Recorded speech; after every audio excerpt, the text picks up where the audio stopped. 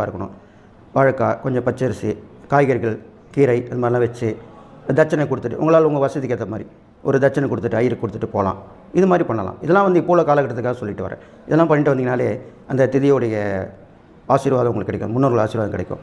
இது இல்லாமல் முறைப்படி பண்ணுறதுன்னு கேட்டிங்கனாக்கா, அந்த முன்னமே சொன்ன மாதிரி காலையில் வீட்டை சுத்தம் பண்ணி நீங்கள் ஸ்நானம் பண்ணிவிட்டு படத்தை வச்சு பொட்டிட்டு பூ சாத்தி தூபதீபம் காட்டி ஆச்சாரில் வர வச்சு அந்த முன்னோர்களுடைய பெயர்களை சொல்லி 3 தலைமுறை கேட்பாங்க. அந்த 3 தலைமுறை பேர் சொல்லி அதுக்கப்புறம் நீங்கள் பண்ணி முடிச்சுட்டு காக்காவுக்கு வச்சுட்டு அதுக்கப்புறம் தான் நீங்கள் சாப்பிட்டு கிளம்பணும். இது முறையான ஒரு இது மாதிரி கொடுத்துட்டு வரணும். இது மாதிரி கொடுத்துட்டு வந்தீங்கன்னா உங்களுடைய வம்சம் நல்லா தழித்து வர்றோம், வாழடி வழியாக இருக்கும், எல்லா பிரச்சனைகளும் முடியும்.